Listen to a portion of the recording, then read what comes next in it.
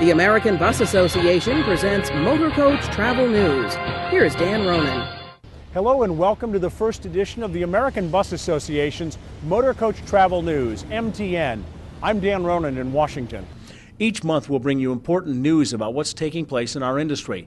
And at the end of the newscast, there will be an email where you can send story suggestions and comments. This is a very busy time in the motorcoach industry and at the ABA.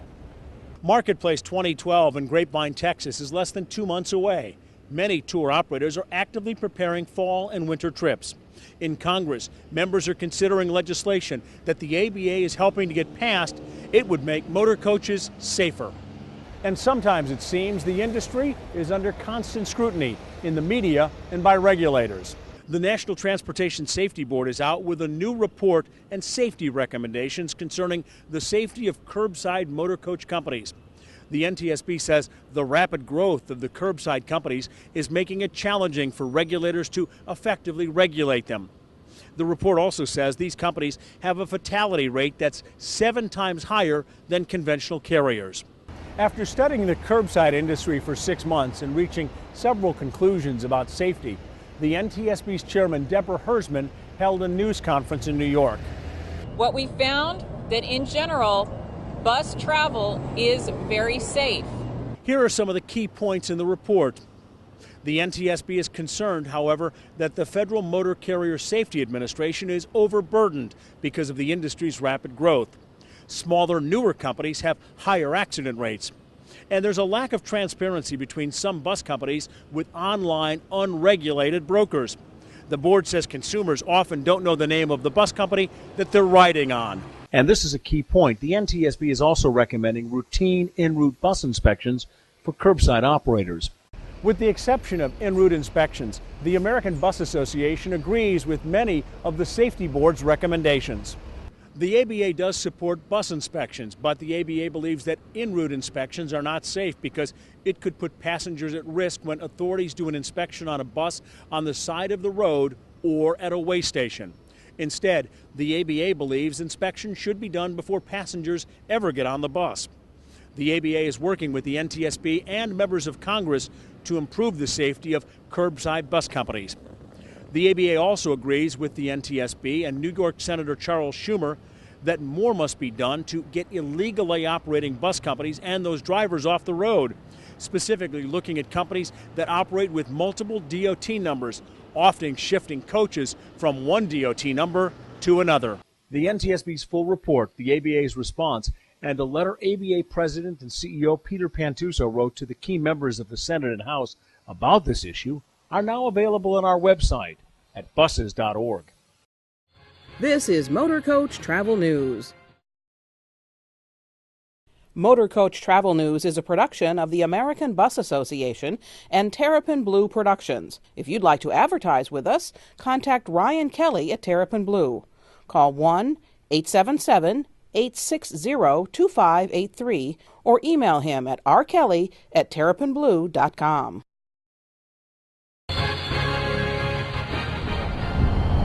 Now an update on motorcoach safety. Joining me is ABA President and CEO Pete Pantuso. Pete, there are 2 bills in the House, 2459 and 1390, that ABA supports. Tell me about them. Well, 1390 is the bill that we've been behind for a long, long time. This is Congressman Schuster's bill, and Congressman Schuster's bill has a number of safety initiatives in it, obviously looking at seat belts, looking at window glazing, looking at roof strength, looking at all the components of the bus and how we can create a safer product.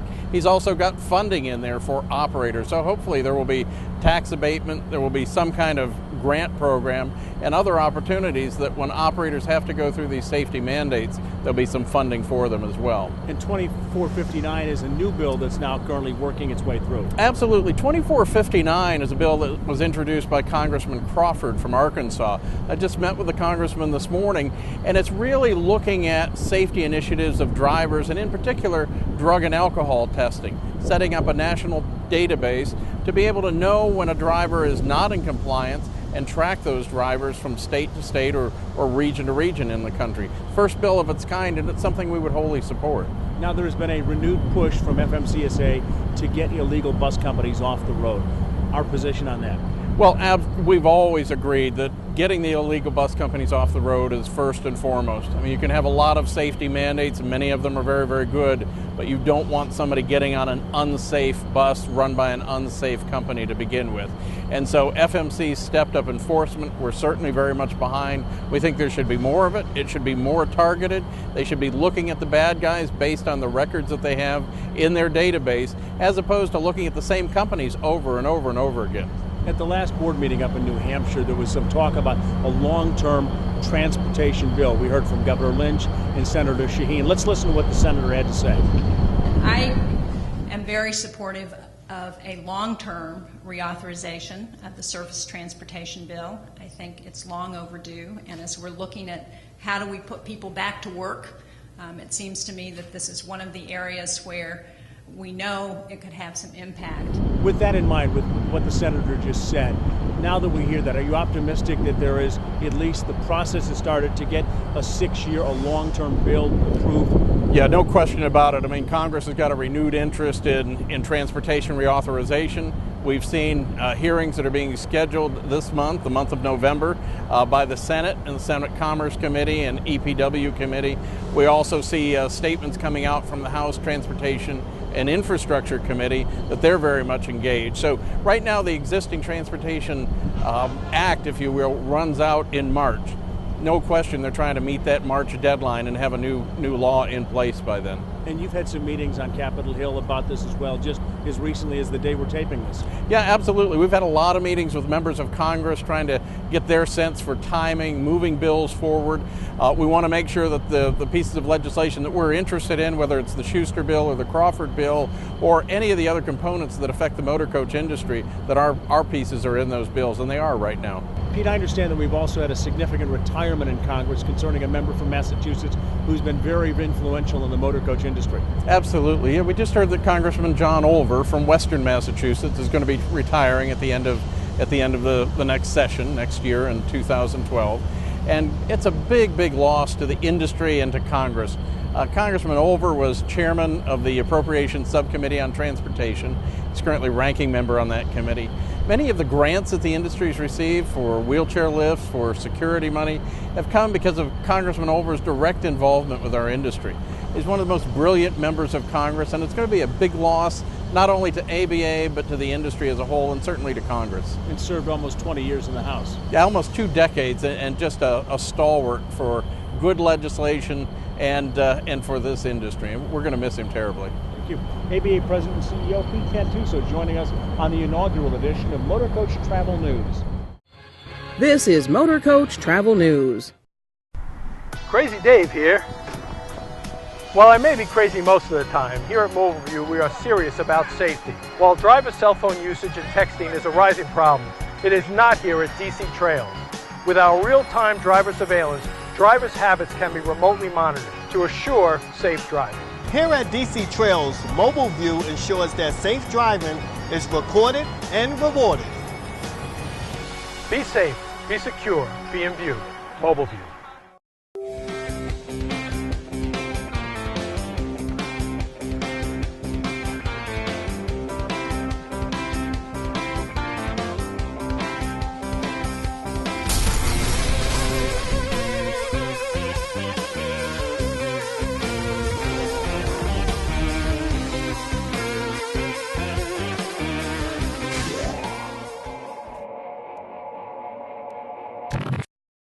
Motor coach operators who do business in Washington, D.C., big changes are coming in March of 2012. More on that in a future edition of MTN. Greyhound, Bolt, and Megabus, they're moving their operations here to historic Union Station. For charter and tour buses, there will be even more limited parking. You'll have to find alternatives in the new New York Avenue lot. More on the changes in a future edition of Motorcoach Travel News. Congress is considering changes to the Essential Air Service program. In these tough economic times, a new study for the ABA shows the federal government could save nearly $90 million a year if competing bus service were used in many smaller communities instead of airline service. The full report is on our website at buses.org. By now, you should have received this letter and a DVD from the Transportation Security Administration. After September 11th, the TSA was told by Congress to find and close the so-called vulnerability gaps in the nation's transportation system. The required training program on the DVD for frontline employees was created to meet the demands for the over-the-road buses. The ABA supports this. We need to harden the entire industry.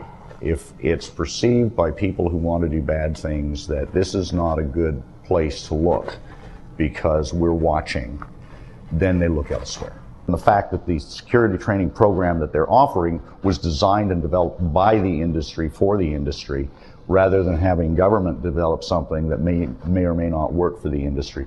That's what's key here. The full letter with email links to the Department of Homeland Security and ways to report suspicious behavior as part of the TSA's First Observer program are on our website, buses.org. Now some important news about ways to grow your travel and tour business. GroupConnect.com is the online tool for ABA and Ontario Motorcoach Association members to build itineraries using our members. It's now available to non-member tour operators and travel agents. CharterBusConnect.com celebrates its first anniversary in November. In just 1 year, nearly 600 bus operator members received opportunities for new business. The site is moving up in the search engine rankings.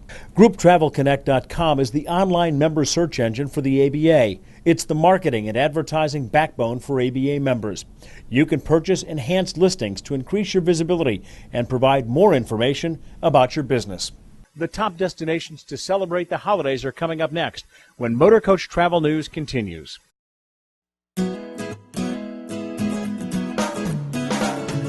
What the people need is a way to make them smile. It ain't so hard to do if you know how. Hey, need a good smile right now? Come on down to Branson, America's most affordable family fun. We got great summer shows and attractions that'll make you smile. Jump into a great family time. Water's just fine. Call 877-BRANSON or go to explorebranson.com.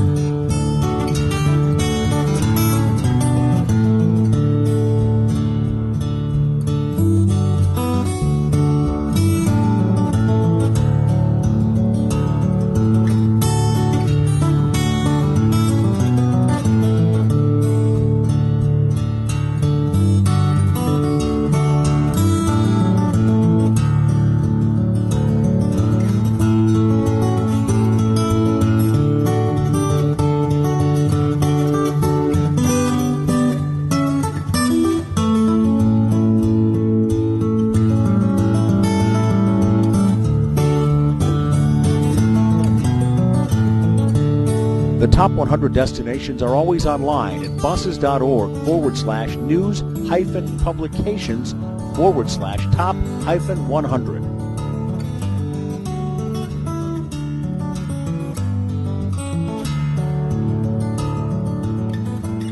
At the top of the broadcast, I mentioned that we're always taking story suggestions and comments, so go ahead and drop us an email at mtn@buses.org. That's mtn@buses.org. Next month on Motorcoach Travel News, we'll have a preview of the ABA's Marketplace coming in January 2012 to Grapevine, Texas. That edition of MTN will be available around December 15th, sent to you via email, and it's always available at buses.org. I'm Dan Ronan in Washington, D.C. Thanks for watching the inaugural edition of Motorcoach Travel News from the American Bus Association.